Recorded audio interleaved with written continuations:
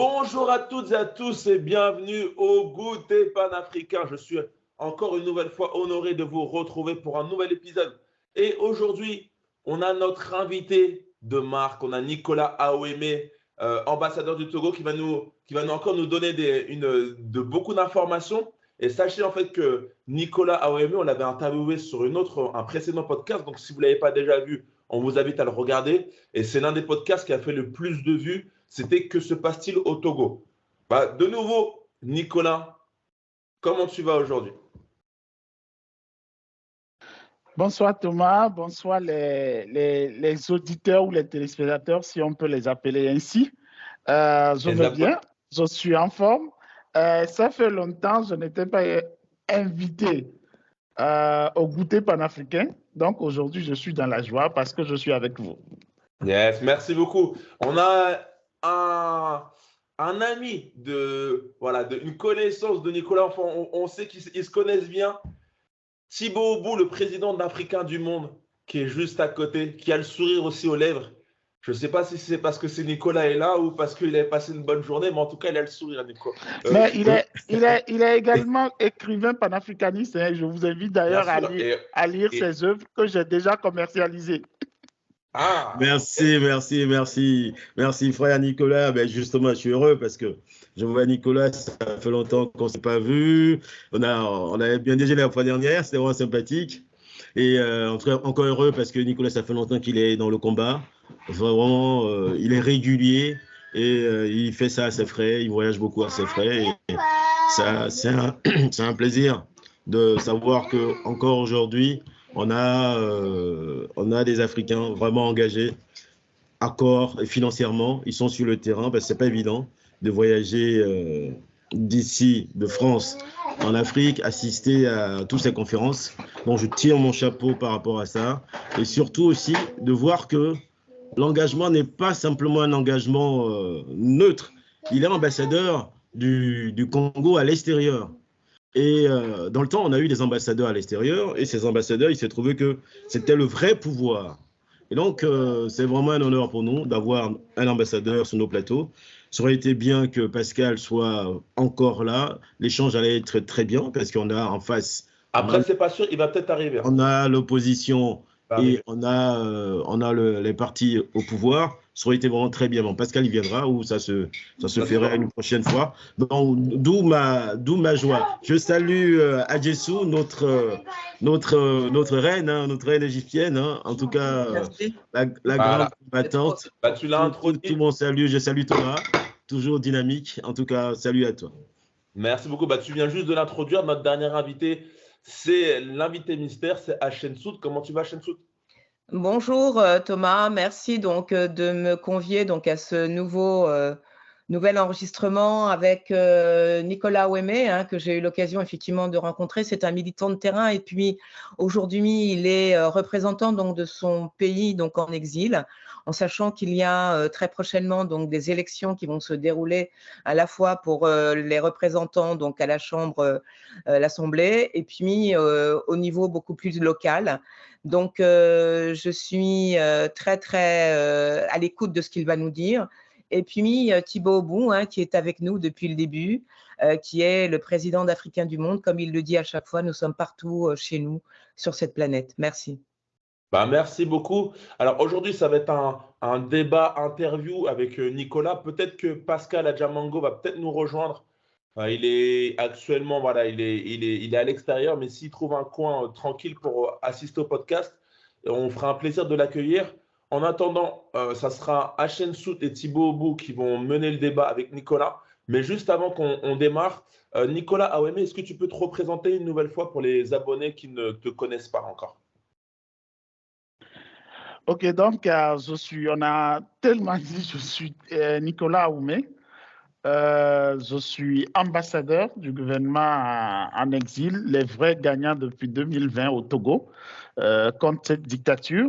Je suis également le porte-parole de la CTE Île-de-France, c'est-à-dire la communauté togolaise engagée d'Île-de-France que je porte. Et je suis tout simplement aussi panafricain dans toutes les luttes qui vaut la peine d'être menées. Tiens, avant qu'on démarre, j'ai juste une petite parenthèse à vous faire.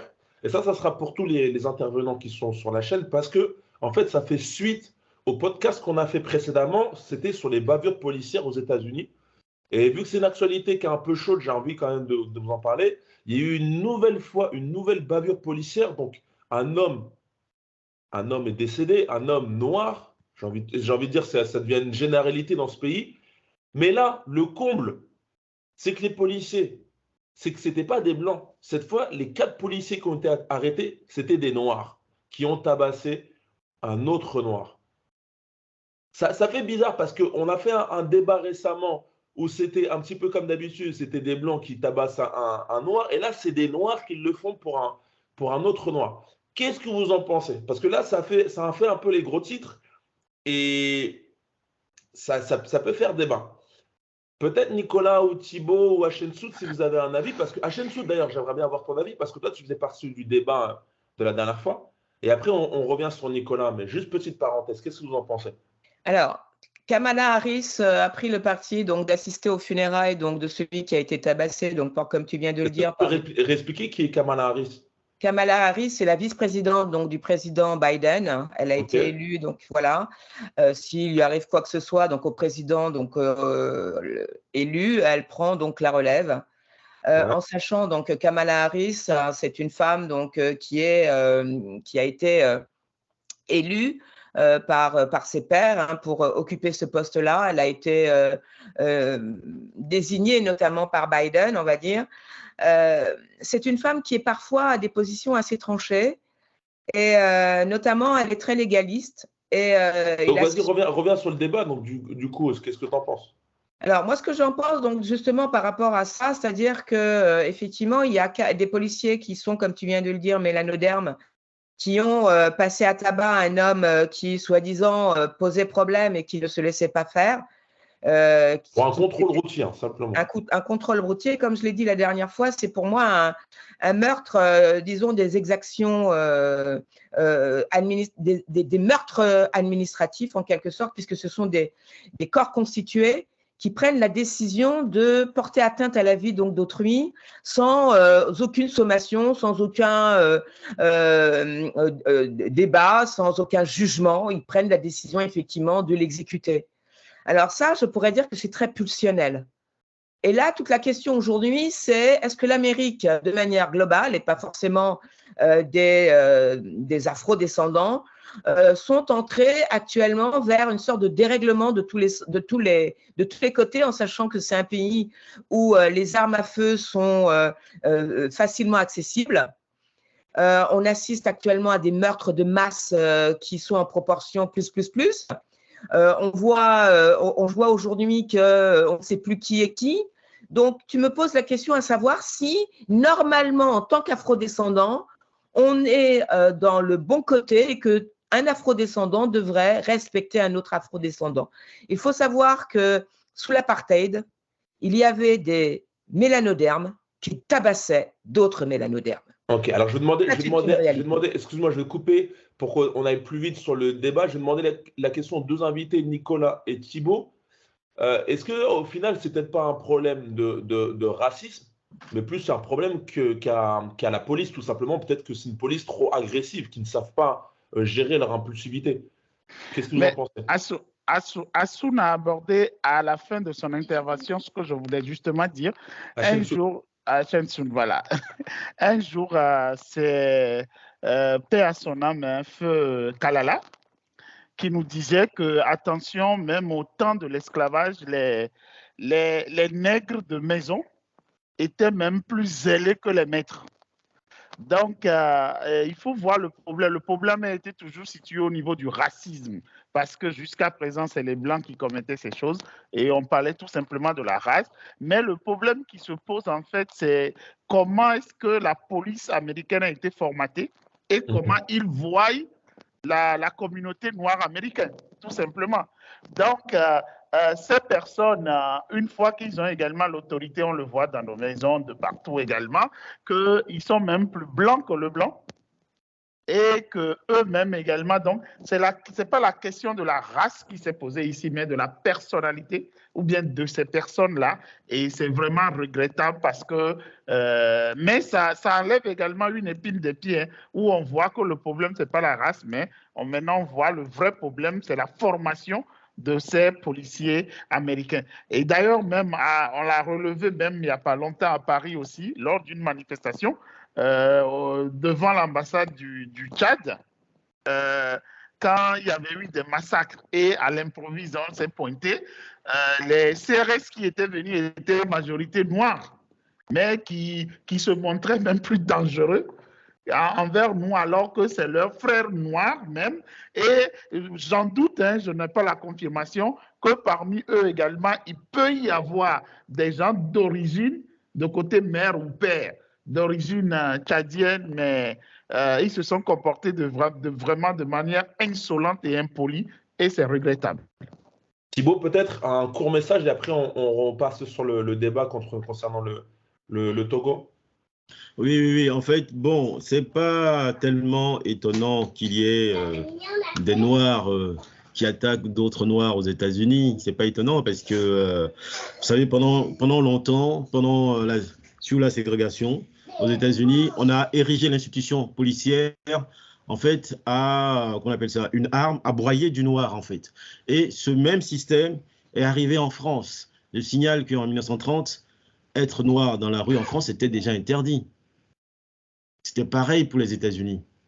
Donc, le noir qui est dans une institution policière aux États-Unis ne se considère pas comme un noir. Hein. Il se considère d'abord comme un policier détenteur du droit de massacrer le noir. La police américaine, elle est constituée ainsi. Et la police en Europe est constituée ainsi. C'est-à-dire que le système n'est pas fait pour protéger et sécuriser toute la population. À la base, elle a été faite pour aller directement contre les Noirs. C'est pour ça qu'aux États-Unis, par exemple, quand on parle de Tulsa, il y a bien eu une ville de Noirs. Une ville de Noirs qui se sont dit dans leur tête que pour réussir, il fallait bien travailler, avoir beaucoup d'argent, construire sa maison, une ville en sécurité, et on pouvait vivre tranquillement. Mais il s'est trouvé que, à la fois, l'armée américaine, la police américaine ont utilisé des bombes, des aviations et la police terrestre pour aller décimer tous les Noirs qui étaient à Tulsa. Vous imaginez? Donc, en fait, l'institution américaine, elle s'est mise dans la tête de broyer le Noir. Donc, maintenant que ce soit un Noir qui agisse contre un Noir, ce n'est pas étonnant. Ce n'est pas étonnant. Mais par contre, ce qu'il faut faire, il faut dire aux Noirs que ce n'est pas parce qu'ils voient un Noir en tenue de police que ce Noir va assurer sa sécurité. Donc, tout Noir, qu'il soit aux États-Unis, qu'il soit en Europe ou même en Afrique, quand il est en face d'un policier, doit prendre ses garanties. Parce que ce policier ne va pas lui assurer la sécurité. Ok, passons. Merci beaucoup à vous d'avoir répondu à cette question. Et ça me ferait plaisir aussi que les abonnés interagissent concernant cette question-là, parce qu'on en a beaucoup parlé sur le précédent podcast. Et là, j'avoue toute la sphère Internet a été prise de court par cette nouvelle. Mais j'ai bien aimé vos réponses. Et c'est vrai qu'au bout d'un moment, même si on est noir et que on traîne aux États-Unis, ben on peut tomber sur un policier noir et lui, il est formaté à broyer du noir. Donc, même lui, il peut être notre ennemi, en fin de compte, si on est là-bas. Mais bon, c'est un autre débat. Revenons au Togo. Alors, on avait fait un débat qui s'appelait « Que se passe-t-il au Togo ?» Je pense que c'est ça qui a fait un buzz médiatique sur notre chaîne YouTube. Je vais laisser les invités te poser des questions et nous donner un peu des nouvelles de ce charmant pays du Togo. Hachensout, peut-être tu veux démarrer. Que se passe-t-il au Togo? On peut dire c'est la suite maintenant. Et ensuite, Thibaut. Alors, moi, la première question que je voudrais poser donc à notre invité Nicolas Ouémé, et éventuellement à Pascal lorsqu'il viendra nous rejoindre. Ces questions et débats aussi, ça peut être, on peut débattre. Voilà, ça peut être animé, pas forcément que des questions, mais je vous écoute. Ouais. Voilà, sous le général Nyasembe Yadema, il y a eu déjà une tentative terroriste visant son régime. Et comme il existait donc des accords de défense militaire signés en 1963, qui lie la France et le Togo, Gnassembe, Yadema a pu arriver à bout de cette attaque qui visait à le renverser. Il faut savoir que cette attaque était dirigée par Jerry Rawlings, le président, donc le représentant donc, du Ghana. Et là, on est sur le Ghana, c'est-à-dire que les frontières entre le Togo et le Ghana, éventuellement, avaient été plus ou moins remises en question. Et aujourd'hui, on revoit se jouer toujours aux frontières donc, du Togo, notamment avec le Burkina Faso, actuellement, donc dans le nord du Togo, des attaques terroristes qui sont perpétrées par des groupes cette fois-ci, qu'on dit entre guillemets, excusez-moi pour les personnes de confession musulmane, islamistes. Je dis entre guillemets, parce que pas mal de gens remettent en question cette idée-là. Et justement, comme il y a donc des accords de défense qui ont été revisités en quelque sorte, puisqu'elles sont actuellement depuis tout récemment, février 2023, suite au livre blanc sur la défense qui avait été qui avait été plus ou moins concocté par les Français, notamment sous l'ère Sarkozy, on voit se dessiner des velléités de pouvoir apporter assistance au Togo du point de vue beaucoup plus large au niveau européen, par des armées qui seraient plutôt européennes. Alors, je vais poser la question donc à Nicolas, à savoir qu'est-ce qu'il pense justement des accords qui lient donc le Togo, son pays, avec les pays, comme on appellerait, donc de l'Union européenne et par le biais donc de la France, qui ont été revisités pour coller à une autre réalité beaucoup plus vaste des relations entre la France et les pays francophones. Bon, ok. Là, je vois que les questions sont multiples. Est-ce qu'on parle des accords ou bien est-ce qu'on parle de ce qui se passe sur le plan sécuritaire au Togo et l'assimiler? Parce que moi, je ne pense pas que ce qui s'était passé au Togo en 86 ou 87, quand continuellement on appelait les Togolais qui se sont réfugiés sur un territoire, bon, neutre, mais on peut appeler ça Satimanda, on peut l'appeler également un territoire ghanéen sous le règne de Rawlings, mais que Rawlings ne cautionnait rien du tout, mais que les Togolais même s'organisaient pour s'auto-défendre et renverser le régime. Et le débat était quasiment renversé s'il n'y a pas de traite de l'intérieur et également un soir s'il n'y avait pas la décision de la France de les combattre. C'est différent de ce qui se passe aujourd'hui.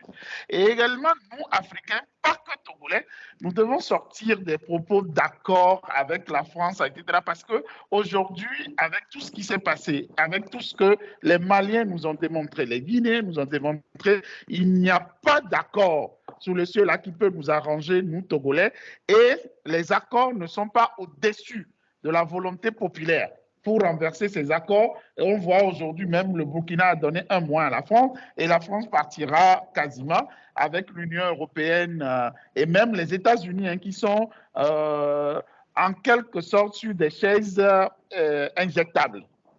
Mais qu'est-ce qui se passe au Togo? J'aimerais qu'on revienne également sur ça. C'est un peu prévisible. Bon, l'invité a dit tout à l'heure qu'on ne va pas on ne va pas offenser les musulmans, mais dans la zone où cela se passe, ils sont à 80 voire 90% des musulmans. Mais qu'est-ce qui se passe? C'est parce que Faure Gnassingbé, à un moment donné, avec son armée, depuis 2017 et l'avènement, parce que quand on parle de l'opposition radicale, l'opposition qui veut le pouvoir au Togo, avant, on faisait seulement allusion aux familles du Sud et du centre à peu près qui veulent renverser. Donc, et Yadema parlait toujours du Nord comme sa chasse gardée. Mais depuis exactement, donc depuis 2015, et qu'un opposant du Nord s'est levé, Tipi Achadam, que tout le monde connaît, l'Ousmane Sonko togolais, que moi j'estime aujourd'hui, au regard de toutes les choses, que c'est le meilleur des opposants que le Togo a pu obtenir. Bon, après, bien sûr, qu'il n'a pas fait long feu, qu'on a vite assassiné Tavio Amoré, il n'y a que Tipi Achadam. Et à partir surtout du 19 août 2017, on a vu ce qu'il a pu mobiliser. Et avant ça, sur tout le territoire, avant ça déjà au niveau de Sokone, Mango, Dapaon, il avait gagné du terrain. Et pour maîtriser Tipi Yatedam, l'armée a commis plein de bavures au nord du Togo, avec des peuls, avec des Kotokoli, avec les gens de Mango, où on a vu en décembre 2018, les images sont encore là, hein, je peux même vous envoyer les photos, où l'armée a décapité la population, la jeunesse. Ils ont jeté même les gens dans le mono, dans l'oti. Ils ont assassiné, ils ont éventré des femmes, ils ont commis des bavures. Maintenant, les jeunes, quelque part, on nous dit, parce que la source, on nous parle de 3 sources à vérifier, on n'est pas sur le terrain. La première, c'est que l'armée française avait proposé au Togo de créer sa base en quittant bien sûr le Mali, de créer sa base au nord du Togo parce qu'on a la savane est très vaste et puis très aride, bien pour ces camps-là, et que le Togo a refusé. Donc, c'est la France qui suscite le terrorisme avec la thèse qui se prône au Burkina et au Mali. Et également, il y a des vrais djihadistes qui ont la facilité de recruter parce que sur les bombes artisanales qui explosent et qui visent que les patrouilles militaires, il faut le préciser également, parce que les civils qu'on tue, ce n'est pas des bavures, mais l'armée aussi a reconnu. Parce que l'armée a pris pour cible même les enfants, les jeunes collégiens qui revenaient d'un banquet pour les activités culturelles. Il les a pris pour terroristes, il les a fusillés. Donc l'armée a fusillé également des hommes et des femmes qui se réunissaient seulement sur leur cour ou bien qui revenaient des champs, mais les vraies bombes visaient seulement les patrouilles militaires. Et d'aucuns pensent même que les gens et la population refusent, normalement, hein, la population refuse de collaborer avec l'armée pour signaler les gens qui font ça parce qu'on aurait appris également que ces personnes parlaient leur langue. Ça veut dire que d'une manière ou d'une autre, même si les djihadistes sont venus d'ailleurs, ils ont pu recruter facilement, ce qui est prévisible, inévitable vu ce que cette population a subi. Et également, la troisième hypothèse, pour terminer, vise les Peuls, vu ce qu'on a fait, puisque la partie où se passent les choses, sont réputées pour l'élevage et puis pour la conduite des bétails, la spécialité Peul. Même l'armée, le 24 décembre 2021, était partie même ramasser les cheptels de ces Peuls-là et pour faire la fête au camp. Donc, c'est une revanche, c'est ce qui se passe et qui crée aujourd'hui du désordre dans l'armée où on a opéré des changements jusqu'à la création récente du tribunal militaire, ce qui n'est jamais arrivé au Togo. Je vais laisser la parole à Thibaut. On va essayer de rendre le débat plus dynamique, peut-être plus court les interventions, comme ça on aura plus de questions à poser. Je laisse la parole, Thibaut. Oui, bon, c'est vrai que quand on parle des djihadistes au niveau du Togo aujourd'hui, il faut juste se rendre compte que pendant longtemps, on a considéré le Togo comme stable, tout simplement parce que les Français prenaient tout ce qu'il fallait prendre au Togo.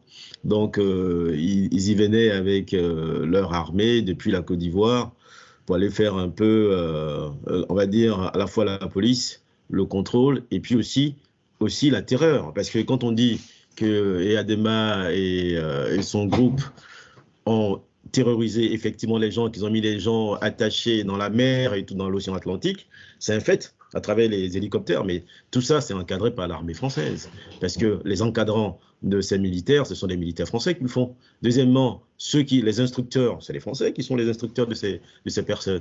Juridiquement parlant, ceux qui cousent la constitution togolaise et on va dire l'administration togolaise, mais la plupart du temps, c'est aussi les Français qui font cette histoire.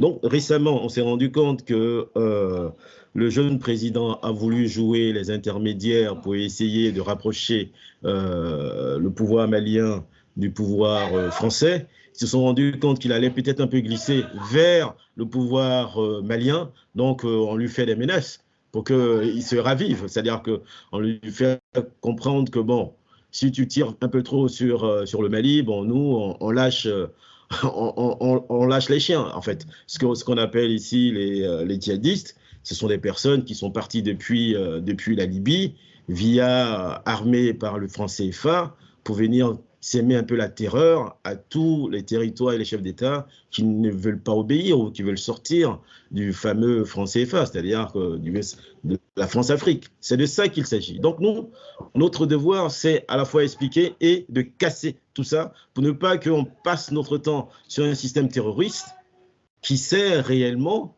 à aligner certains pays qui veulent sortir du système français. C'est ce qu'il faut voir, parce que qui les finance, qui les nourrit, et ils agissent à partir de quand? À partir de quand on parle du terrorisme au Bénin, par exemple? Au Bénin, récemment, il y a eu aussi des intrusions, il y a eu des morts d'hommes et tout ça. Pourquoi?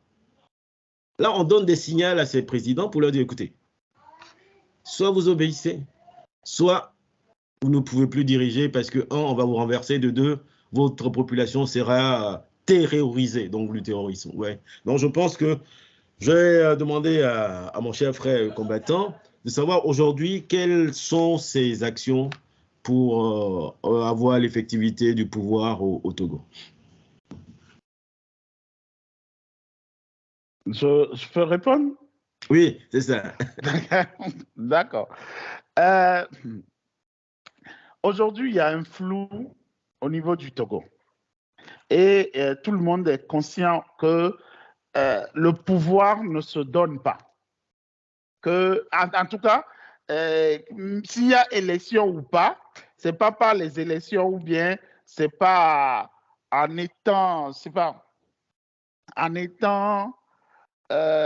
gagnant ou bien en ayant la popularité qu'on va avoir le pouvoir au Togo. Mais il y a déjà un ministre du Togo, le ministre des droits de l'homme, sur un plateau qui a dit, si vous voulez des pouvoirs, il faut aller acheter des armes. Mais est-ce qu'on doit acheter des armes également? Avec quelle sous, comment s'organiser également, les questions se posent. Mais aujourd'hui, il y a quelque chose qui est clair pour les Togolais, les gens qui sont devant également, qui nous représentent, qui font également les choses, c'est des gens, la journée, disent qu'ils sont avec le peuple, mais la nuit mangent avec le peuple. On l'a vu la dernière fois avec le parti principal, le vice-président qui est décédé, et en son enterrement, le porte-parole du pouvoir même l'a avoué en disant mot pour mot que lorsque le président de la République a appris même la maladie, l'état de maladie du principal opposant, qu'il a dépêché son médecin personnel et avec son avion l'a amené ici à l'hôpital américain. Donc, ce qui est triste pour les Togolais, donc la population est amorce et il faut maintenant une nouvelle organisation, une réorganisation avec les moyens qui vont avec. Et rassurez-vous, on y travaille. Et il n'y a rien qui est indéfini et puis on est proche même et que Faure Gnassingbé partira à coup sûr.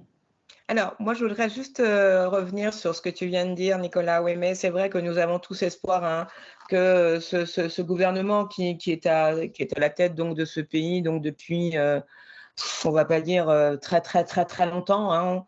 Voilà.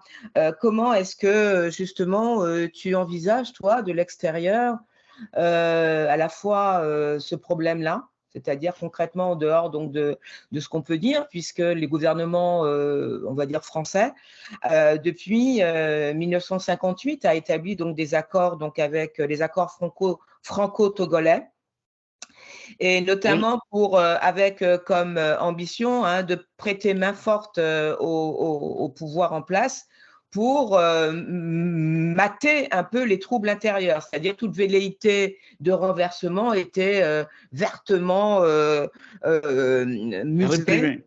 Voilà. Alors, moi, la question, c'est qu'aujourd'hui, on voit arriver des concepts qui ont été élaborés par la France et l'Union européenne, notamment par le biais donc, de RECAP, un renforcement des capacités africaines de maintien de la paix.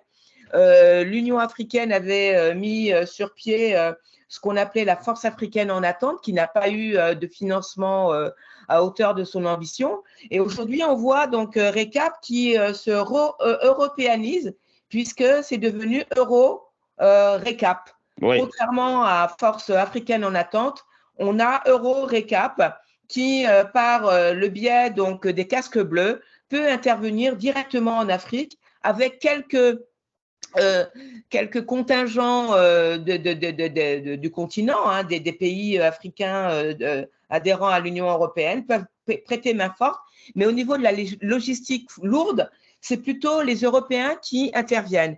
Notamment dernièrement, donc tu avais fait référence aux attentats donc, qui très récemment ont endeuillé donc, les familles togolaises.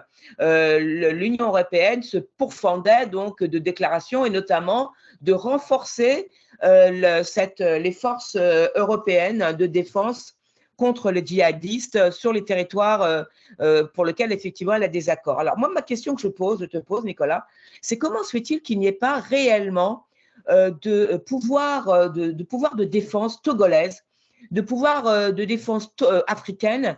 L'Union africaine fait tout ce qui est en son pouvoir, mais malheureusement, elle est prise de court, puisque ce sont les Européens, et notamment par le biais de la France, qui viennent d'amener le pion aux Africains pour pouvoir les défendre, comme si c'était des enfants qui n'avaient pas l'ambition de leur rêve de pouvoir effectivement à un moment donné défendre leur territoire. Comment toi tu vois, Nicolas Awemé, dans l'avenir, les possibilités pour le gouvernement togolais de pouvoir répondre concrètement à ce fléau? Le gouvernement, déjà même, il y a plus de... Le Togo n'est plus gouverné.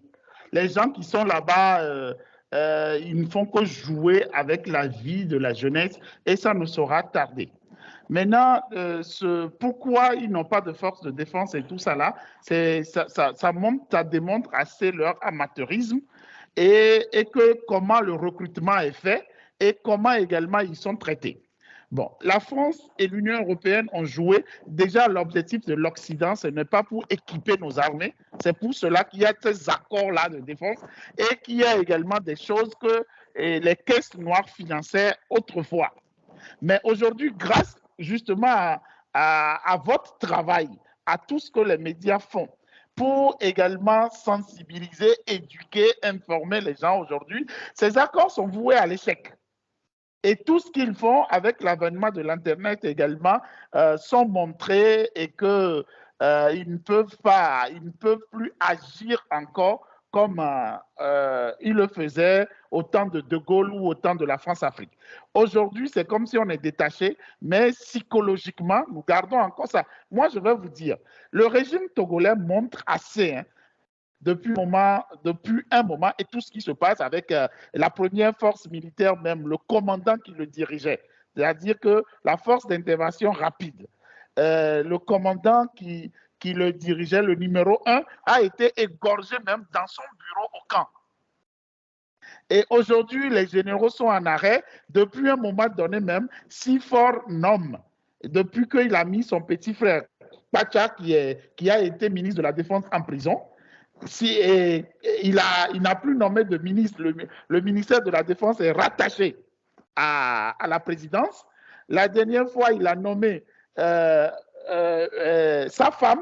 Quand je dis sa femme, c'est-à-dire que la dame en question a fait 2 enfants avec le grand frère de Faure, même père, Ernest Gnassingbé, qui a été colonel de l'armée.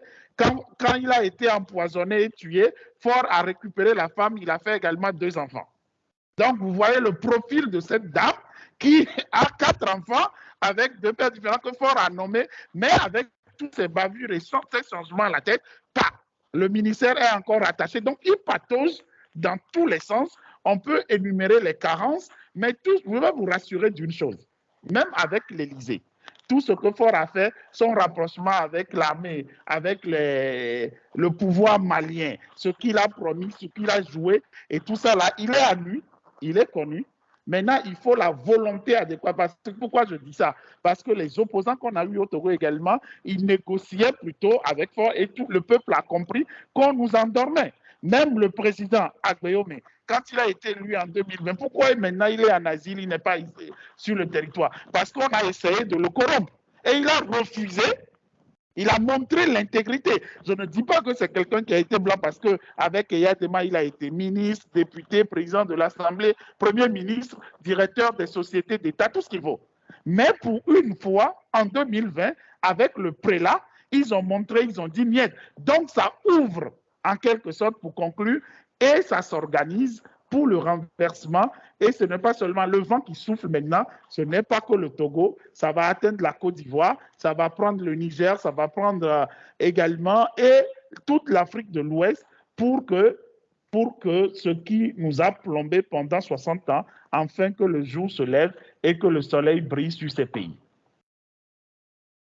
Nicolas, dans les années 60 et 70, on avait au niveau par exemple de l'Angola, Cap-Vert et Sao Tomé et Principe, c'est-à-dire qu'avec Amilcar Cabral, on avait une armée révolutionnaire pour essayer d'avoir déjà l'indépendance, parce que depuis que l'ONU avait estimé que tous les pays devaient être indépendants, les Portugais avaient décidé que ces pays qui parlaient le portugais ne devraient pas être indépendants. Donc eux, ils ont choisi la voie militaire avec Amilcar Cabral. Aujourd'hui, on voit qu'en Afrique, il y a une troisième voie qui est en train de se lever avec la Centrafrique, avec l'Éthiopie, avec le Mali, là, le Burkina Faso, et aussi avec la Guinée, qui sont en train de faire vraiment des grandes actions pour se détacher des griffes des Européens et en l'occurrence de la France.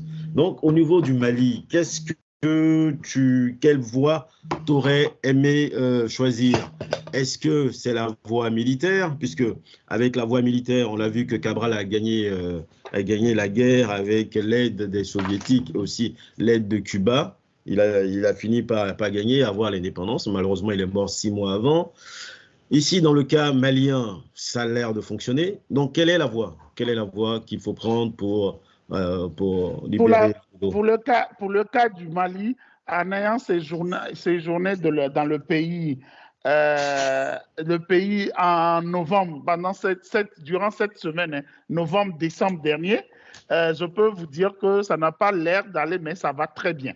Ça va très bien et on peut le rêver pour le Togo. Mais malheureusement, l'armée togolaise ne montre pas de signes et également, je ne vois pas que l'armée togolaise peut faire ça et je ne le souhaite d'ailleurs pas. Pourquoi? Parce que c'est des gens, quand tu le vois dans leur comportement, si cela devait se faire avec les généraux et les colonels là, ce serait en 2005 où Eyadema était mort et le pouvoir traînait, le pouvoir était dans la main de l'armée qu'il a confié, qui a choisi les généraux, là, les vieux là, le confier au fils Eyadema. Et il n'y avait qu'un seul colonel, chef d'escadron, ministre de l'Intérieur, à l'époque, François Bocco, je ne sais pas si vous le connaissez, qui a osé dire non, mais parce que quand Assimi a dit non, ou bien au Burkina, Ibrahim a dit non, et il n'a pas travaillé seul. Il faudrait également que les autres s'associent. Alors que c'est les autres qui ont voulu, quand le colonel ministre de l'Intérieur avait dit non, ils ont voulu l'attaquer. Nul était que son bureau était proche de l'ambassade de l'Allemagne, où il a fui pour se réfugier, et que les Allemands avec les Américains se sont organisés pour l'expulser du pays. Aujourd'hui, ils travaillent pour la défense pour les réfugiés. C'est un professeur de droit également, un docteur de droit. Il travaille pour l'Union européenne. Bref, donc cette solution ne peut pas marcher. La solution, par exemple, quand on prend de Macky Sall, qui avait travaillé pour le régime, j'ai donné par exemple avec Agbeyome, ça n'a pas marché. Un nouveau leader également, comme les Sonko et autres le font, avec Tikpi, on a essayé, les autres l'ont trahi. Aujourd'hui, moi, je vois plutôt pour le Togo, et c'est ce qui va arriver, je vois pour le Togo quelqu'un comme à la béninoise, comme pour Talon, qui a les moyens, un milliardaire, qui a les moyens de sa politique, ou bien Ouattara même d'ailleurs, hein, pour travailler sur le plan diplomatique et sur le plan sécuritaire, c'est-à-dire que repérer s'il y en a encore quelques rares personnes de l'armée, les fédérer pour pouvoir prendre le pouvoir. Et pourquoi? Parce que, vous savez, pourquoi il y a des membres même restés au pouvoir? Le Togolais, c'est quelqu'un qui aime dire, moi-même on me le dit, hein, soit devant, on est derrière toi. Le Togolais a peur du pouvoir, de prendre le pouvoir. Même au moment où Sylvanus Olympio était mort, Les autres pensaient être plus malins. Ils donnaient à Yadima, mais ils tiraient les fils derrière. Donc, dans l'armée, il n'y aura pas un Assimi Goïta qui va se lever parce qu'eux tous, ils ont peur, mais ils ont la capacité, je les respecte d'ailleurs, mais il faut quelqu'un pour taper sur la table pour jouer sur le plan diplomatique et également sur le plan de la sécurité intérieure et renverser le pouvoir. D'accord, ok. Bon, ce sont des voix, mais depuis, on a quand même vu que depuis un certain temps, c'est fermé, c'est cadenassé le Togo. C'est vraiment du cadenas. Est-ce que ça peut venir on va dire, du Burkina Faso ou éventuellement du Ghana? Et rien n'est cadenassé au Togo. Au Togo, il y a même des voleurs qui rentrent dans les maisons Même, vous savez qu'entre-temps, il y a eu même des vols d'ordinateurs et de trucs là à la présidence. Rien n'est cadenassé, je vous dis. C'est des incompétents notoires qui jouent avec, mais c'est parce qu'ils n'ont pas trouvé garçon en face d'eux. Donc, rien n'est cadenassé et il faudrait que le Togolais prenne conscience de la situation, que le Togolais s'éduque. Moi-même, j'ai été émerveillé en faisant 8 semaines au Mali, comment même le dernier des Maliens, c'est-à-dire que celui-là même qui répare les pneus au bord de la route raisonne, comment même, j'ai été même après Y en a marre, j'ai travaillé avec Y en a marre au Sénégal, comment ils pensent, comment ils raisonnent, comment ils sont formatés. Nous, Togolais, nous ne sommes pas comme ça. Nous ne sommes malheureusement pas comme ça et c'est ça qui nous cause tort. Sinon, le pouvoir n'est pas cadenassé. Il y a quelque chose à faire et ça se fera. Ok, bah c'est parfait que tu dises ça, Pascal. Nicolas, désolé parce que voilà, il y a Pascal qui vient d'arriver. Oui, excusez-moi du retard. Et on parlait justement de toi tout à l'heure, Pascal, et ça nous fait plaisir que tu interviennes dans ce débat parce que toi aussi, tu es une personnalité du Togo. Est-ce que tu pourrais juste t'introduire pour les personnes, pour les abonnés qui ne connaissent pas, qui puissent un peu situer ton activité? Qu'est-ce que tu peux leur dire? Bon, sur le plan professionnel, je suis professeur à Sorbonne Université, qui se trouve au métro Jussieu. Juste, excuse-moi, j'ai oublié de dire ton prénom parce que des fois les personnes te regardent voilà, donc c'est Pascal Adjamago. Pascal Adjamago, second prénom Corsivi. Et donc, je suis professeur de mathématiques et d'économie à Sorbonne Université, une des nombreuses universités de la région parisienne, mais quand même la plus importante université française en termes de nombre d'étudiants et de personnel. Et puis, sur le plan politique, je suis le président national et du parti intitulé Mouvement du Peuple pour la Liberté, MPL en français, qui est dans la langue la plus parlée au Togo, le V se dit ablodé, Vio, voilà. Et donc, alors, est-ce que tu connais notre invité Nicolas Ouémé? Oui, je sais qu'il est l'ambassadeur du gouvernement. C'est mon doyen. Oui, merci, enchanté qu'il est non seulement l'ambassadeur du gouvernement de la DMK en France, mais qu'il est un grand militant de l'alternance politique au Togo, que l'alternance que tous les membres, tous ceux qui se réclament de l'opposition togolaise et attendent avec impatience. Et malheureusement, l'opposition togolaise n'est pas unie derrière la dernière tentative d'alternance menée par le président légitimement élu, Dr Akoyome. Bon, mais c'est le malheur du Togo, cette division de l'opposition qui retarde l'arrivée de l'alternance. Voilà. Ok. Alors, peut-être je vais laisser la parole à Shensoud si elle a des questions. Et voilà. Comme je dis, bon, on peut commencer à ouvrir un peu plus le débat. Si vous avez... Peut-être Nicolas, si tu as un mot pour Pascal.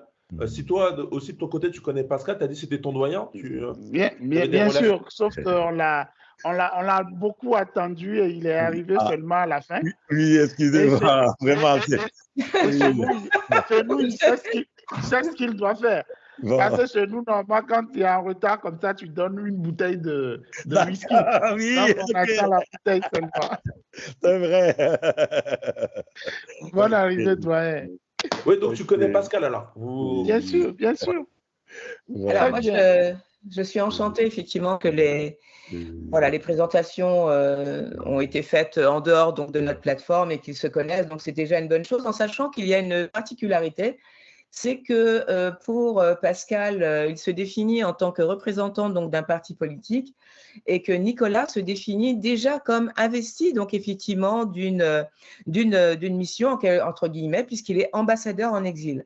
Donc, la question que j'ai envie de poser donc, aux deux personnes qui sont togolais, par rapport donc, aux échéances, puisqu'il y a une double élection, en quelque sorte, doublée donc, d'une réorganisation territoriale, d'un découpage territorial qui est à l'œuvre actuellement. Le code électoral a été remanié en vue donc, de ces élections à la fois législatives et au niveau régional.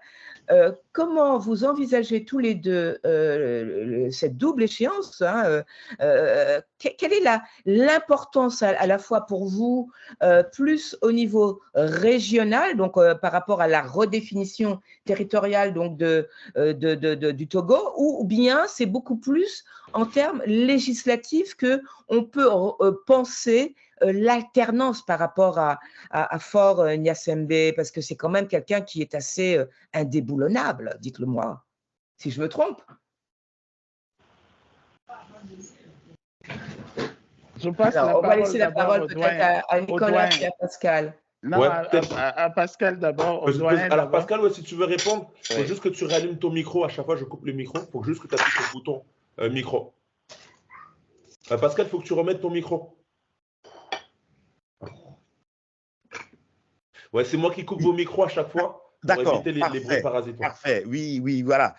Et c'est vrai que je pense qu'au début de cette année, ou bien à la fin de l'année précédente, bon, ce qu'on peut appeler le gouvernement de fait du Togo a annoncé que cette année sera une année électorale avec 2 élections en préparation, et pour la première fois des élections régionales, et puis les élections législatives. Bon, les dates ne sont pas encore annoncées et les dernières élections législatives ont eu lieu en décembre 2018.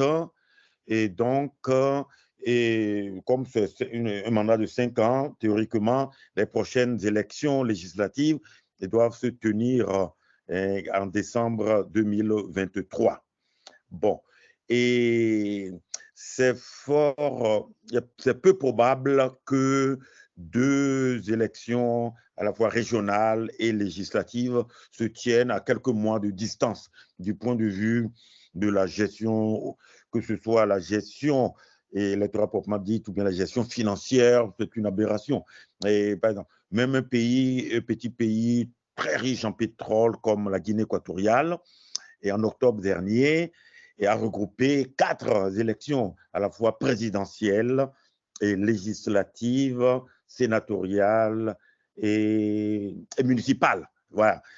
Donc, si les pays avec beaucoup de moyens financiers, comme la Guinée équatoriale, regroupent et les élections qui doivent se tenir à distance de quelques mois, c'est fort possible que et les 2 élections en préparation au Togo pour cette année soient regroupées, bien qu'il n'y ait eu aucune annonce de date.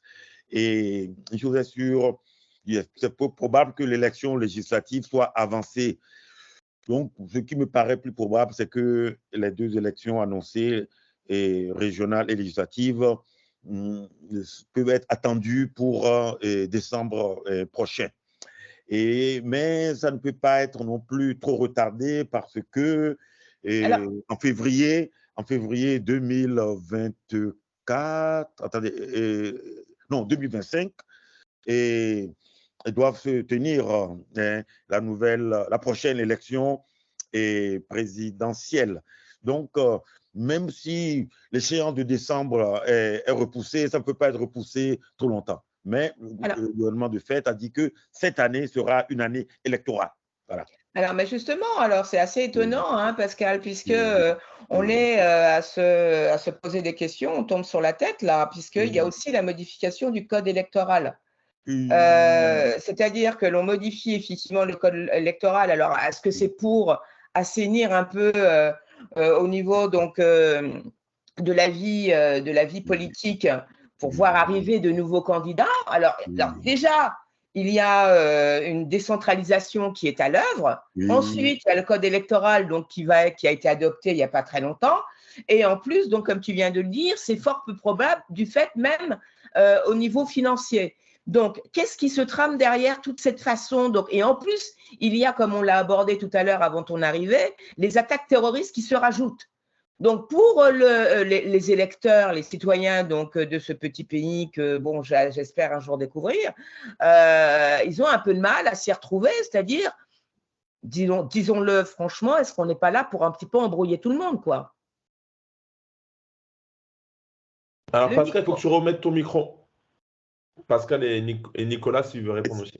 C'est ça. Oui, oui. Et on arrive à la fin du débat. On va bientôt le terminer. Oui, depuis près de 60 ans, plus exactement 56 ans, que le régime est en place et il s'arrange toujours pour organiser les élections de manière à couper l'herbe sous les pieds de l'opposition.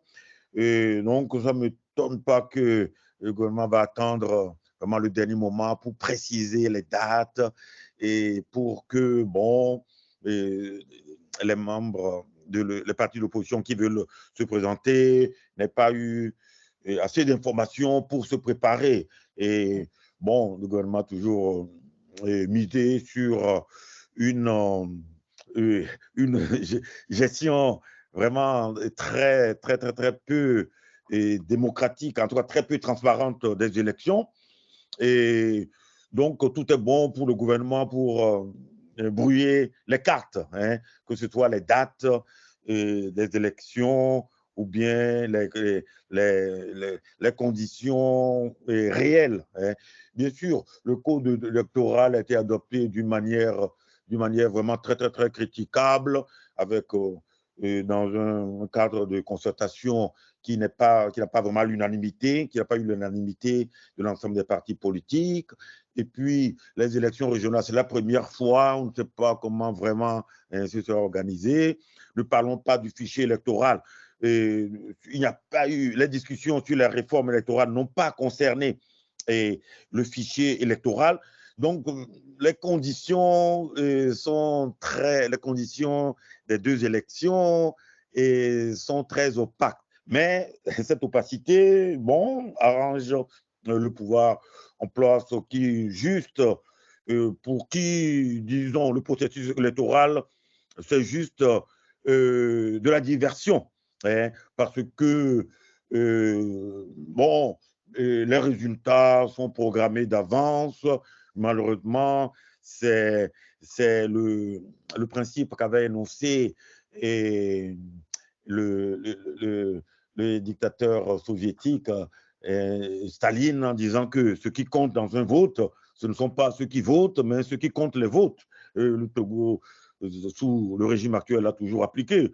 Que le processus électoral, c'est juste pour amuser la galerie, et ce qui compte pour le régime en place, c'est ceux qui comptent les votes, ceux qui proclament les résultats. Donc, ce n'est pas étonnant que le régime entretienne une certaine opacité autour du processus réel, et en sachant que, bon, les choses sont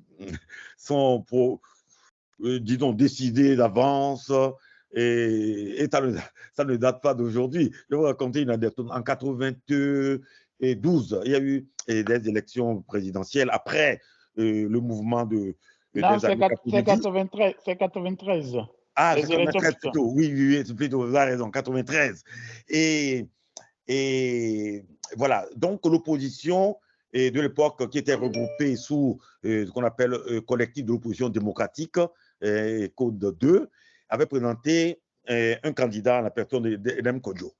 Et bon, l'opposition se rendait compte que la préparation des élections, là, c'était une mascarade.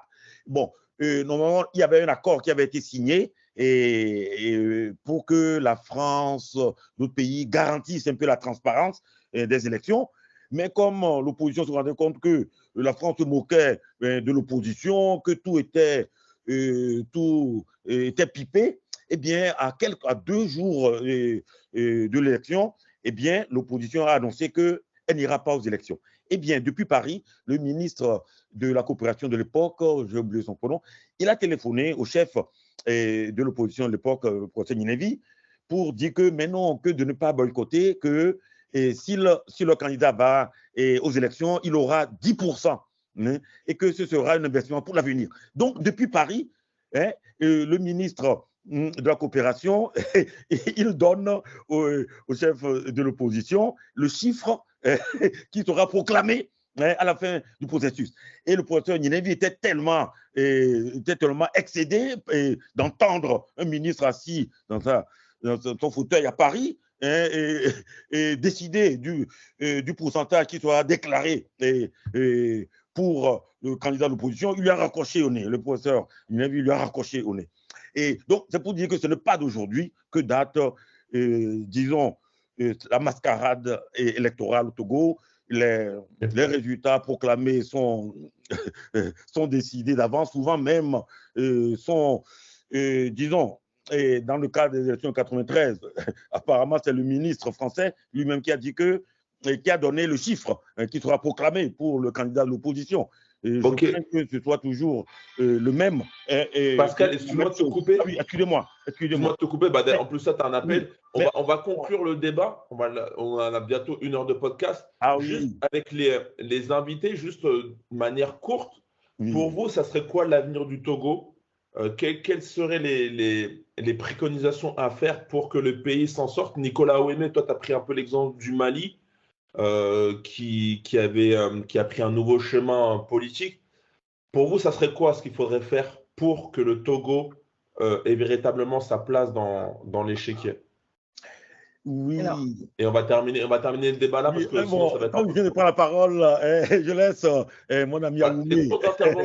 Courte, comme ça on termine vite. Oui, mais bon, ok. Moi, je termine d'ailleurs sur la question que le doyen répondait.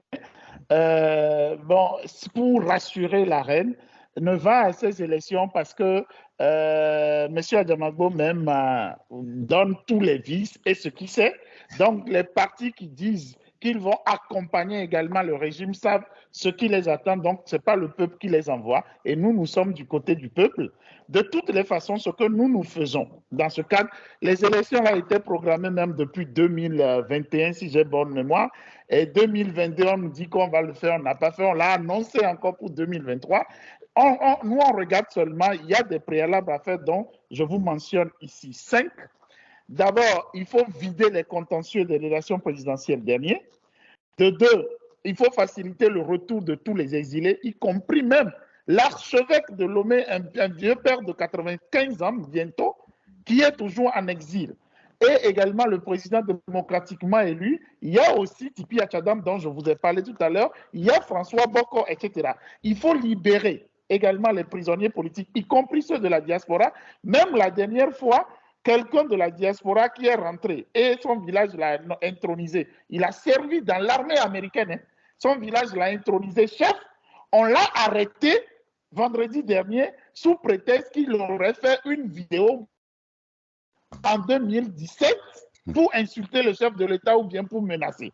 Donc, il y a tellement de ces prisonniers qu'on va faire. Il y a le fichier électoral, il y a également les développements. Donc, tant que toutes ces choses ne sont pas vidées, ceux qui parlent d'élection jouent avec le feu et ils vont récolter les fruits qui vont s'en sortir. Moi, je ne suis pas adepte des incantations pour dire qu'il n'y aura pas d'élection. Je n'appelle même pas au boycott, mais un jour, ils trouveront garçon devant eux.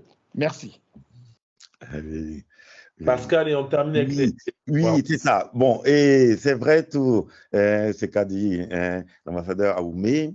Bon, et notamment la demande de libération des prisonniers, du retour des exilés. Normalement, c'est une exigence de la réconciliation nationale qui est indispensable aujourd'hui plus que jamais, puisque pour la première fois dans son histoire, le Togo est confronté à un danger extérieur, avec également pour ce danger-là, disons qu'on soupçonne la participation d'une puissance étrangère pour entretenir ce danger. On voit comment ce danger a fait des ravages au Mali, au Burkina. Bon, donc, c'est pour vous dire que le Togo est confronté à un sérieux danger de l'extérieur. Et face à ce danger, la réconciliation nationale devait être vraiment une des priorités les plus exigeantes. Le pouvoir en place d'ailleurs, le régime en place, n'arrête pas d'appeler à la solidarité de tout le peuple togolais avec son armée. Donc cette solidarité qui est appelée de tous ces vœux par le gouvernement ne peut pas se faire sans la libération des prisonniers on sait que c'est des prisonniers politiques arbitraires. Il y a ton micro qui a coupé, Pascal. Oui, parfait. Voilà. Donc, le gouvernement qui appelle à la cohésion nationale face au danger du terrorisme, qui a fait des dégâts énormes dans des pays voisins comme le Burkina. Et cette réconciliation ne peut pas se faire sans la libération des prisonniers politiques qui sont arrêtés pour des raisons arbitraires et sans le retour des exilés. Normalement, ça devait être une priorité pour le gouvernement de fait. Mais jusqu'à maintenant, le gouvernement fait la sourde oreille. On sait que le gouvernement togolais a dépensé beaucoup d'énergie sur le plan diplomatique pour faire libérer des terroristes au Mali qui ont été arrêtés avec raison, mais le gouvernement ne fait rien pour libérer des prisonniers politiques qu'on ne peut accuser de rien d'objectif. Donc, pour le moment, le gouvernement togolais fait la sourde oreille en ce qui concerne la libération des prisonniers politiques, le retour des exilés. Mais, en même temps que le gouvernement, de fait, appelle à la cohésion nationale face au danger des terroristes. Donc, il y a une contradiction. Et donc, logiquement, et à la fois la libération des prisonniers politiques, le retour des exilés devait être une priorité. Mais pour le moment, ce n'est pas le cas. Oui. Et puis. Alors, on va juste conclure parce qu'on arrive quand même au bout du podcast. Thibaut et Hachetsut, on va arrêter là, sinon ça va être beaucoup trop long. Mais je pense qu'il faudrait, pourquoi pas un jour faire un autre podcast, comme ça on se fera d'autres. Oui, surtout qu'il me semble que Pascal est candidat, il me semble, hein? Non, si je me trompe. Oui, notamment. Voilà, donc ça serait intéressant de revenir. On pourrait parler. Content de l'apprendre. Oui, on pourrait parler plus en profondeur et des mesures à prendre pour faire face à ce danger terroriste avant que ça ne fasse autant de dégâts que dans des pays voisins. Ça sera à faire dans un prochain podcast. Je suis juste conclure sur quelque chose. C'est-à-dire que là, en ce moment, aujourd'hui, on a vraiment une chance déjà d'avoir sur le plateau son Excellence, Monsieur l'ambassadeur du Togo à l'exil, et puis notre cher frère Pascal Adiamabo. C'est vraiment une chance. Il faut vraiment la saisir pour la prochaine fois pour qu'on comprenne un peu l'avenir et où on va. Mais ce que je voulais préciser, c'est qu'on a une chance aussi, c'est que en ce moment, le Burkina et le Togo, le Burkina, le Mali et la Guinée ont montré une voie. Donc, il faudrait que tous les Africains, quel que soit leur bord politique ou leur initiative, intègrent cette voie-là du Mali et du Burkina Faso dans leur agenda pour à la fois soutenir ces mouvements et venir en rescousse pour que nos différents pays aillent dans ce sens. Donc, c'est sur ça que je voulais... Merci beaucoup, Thibaut. Hachensout aussi, merci à toi d'avoir intervenu. Merci à toi surtout. Merci. Merci beaucoup. Merci aux invités aussi, Nicolas et Pascal et Thibaut. On se reverra en partie 2, j'espère. Merci à tous. Bien sûr. Et donc, voilà, donc un grand merci à nos invités du jour, donc Pascal Adjamagbo et Nicolas Ouémé, qui nous ont fait le plaisir d'intervenir sur notre plateau. Et comme vous avez vu, hein, c'est un sujet qui est très, très vaste. Donc, je pense qu'une partie 2, même plutôt une partie 3, parce que c'est la 3e fois qu'on parle du Togo, plus parler sur l'avenir alors de ce pays, je pense que ça peut être vraiment intéressant. Donc, laissez-nous des commentaires hein, sous la vidéo, sous les podcasts, qu'on fasse un plaisir de les regarder. Pensez à les enregistrer, pensez à les partager, ça aussi c'est très important. Et on se retrouve très vite pour un prochain podcast Goûter Panafricain. Portez-vous bien. Merci pour le retard. Merci Thibaut et Thomas. Bye bye. Bye. Bye. Merci.